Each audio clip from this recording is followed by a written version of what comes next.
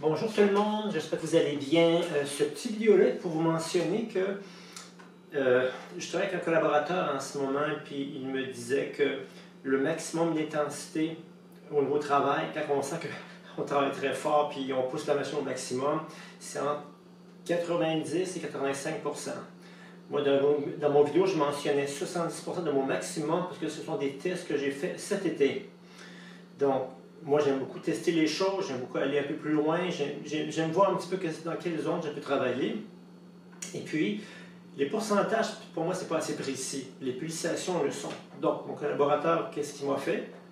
D'ailleurs, en passant, mon collaborateur, c'est un kinésiologue, puis il m'aide beaucoup on discute beaucoup à savoir qu'est-ce qui est le mieux pour moi. Puis, je n'hésite pas non plus à changer les choses, mais normalement, je me fie sur sa base, puis c'est en communiquant avec les spécialistes qu'on finit par savoir qu'est-ce qui est bon pour nous.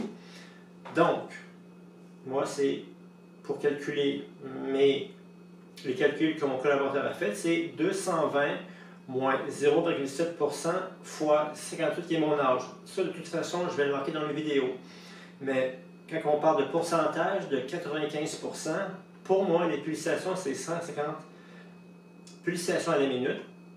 Mon 85% à moi, 140 pulsations minute. Ça, c'est vraiment dans une zone maximum de quelques minutes seulement.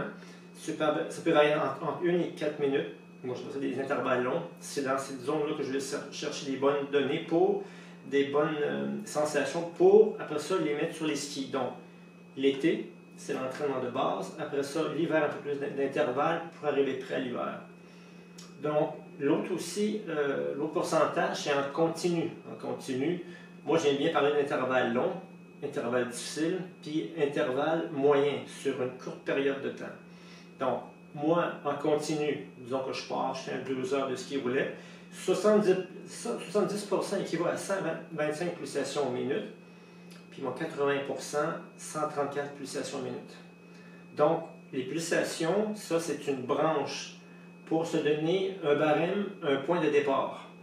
Les pulsations peuvent varier, et puis il faut s'adapter aussi au terrain, il faut s'adapter à notre mode de vie, il faut s'adapter aussi à nourriture. Il y a plein d'événements on a moins de temps pour l'entraînement, donc comment bien être capable de bien faire ça? Les pulsations, c'est important. Je le répète, les intervalles à haut niveau, c'est difficile. C'est des gens habitués, des athlètes qui ont l'habitude un petit peu d'aller dans ces zones-là et de souffrir. Donc, souffrir, il faut s'entendre. Le but, c'est pas de se blesser, c'est de s'améliorer. Donc, c'est toujours bien de faire un peu moins de pulsations, un peu moins élevées, parce que si on perd le contrôle durant l'exercice, donc si on perd le contrôle, on n'arrive pas à bien se coordonner, jambes, bras et la technique, bien, rendu à l'hiver, on ne sera pas mieux. Donc, c'est important de faire beaucoup de techniques l'été pour être bon l'hiver, ça c'est important. Je ne mettrai jamais assez l'emphase pour avoir une bonne fondation. Il faut beaucoup de distance, beaucoup d'heures d'entraînement, après ça un peu d'intervalle. Il faut garder les choses simples. Puis, ce qui est vraiment primordial, c'est y aller en fonction de nos besoins pour ne pas se blesser. Beaucoup d'étirements. Donc, avant l'intervalle, moi, je fais 20 minutes de warm-up. Je vais réchauffer mon corps, un petit peu de montée. Après ça, je fais mon exercice comme j'aime bien faire, c'est 6 fois 4 minutes. Pendant 4 minutes, je suis à peu près à 150 de pulsations, 150, 160 environ. Donc, ça peut être sur une période de 4 minutes, mais je peux peut-être tenir ça pendant 1 minute environ. Donc, ça, c'est très, très important je parle de collaborateurs, d'avoir quelqu'un avec qui on a confiance, avec qui on peut mettre des barèmes solides. Puis ça ne vous empêche pas, vous, de faire des expériences. Ça, c'est important. Moi, je dis le libre arbitre. La technologie, la science peut nous aider, mais le feeling est important. Moi, feeling et technologie, moi, je les mets ensemble. C'est vraiment important. Comment être capable de juger si je pars faire un 50 km, comment je peux le faire le mieux possible. Est-ce que je dois ralentir? En tout cas, il faut y aller en fonction du profil du terrain, puis la stratégie de faire, comment aller monter, les descendre, tout ça. Donc ça prend du temps, mais beaucoup de temps avant d'être à l'aise sur les skis, avoir une bonne glisse, être bien coordonné, et aussi pas perdre, pas y aller comme ça, comme un fou. C'est vraiment toujours être en contrôle. Plus on est en contrôle la technique, plus on glisse, moins on force. Donc, je voulais mettre un petit emphase là-dessus, puis c'est des pourcentages.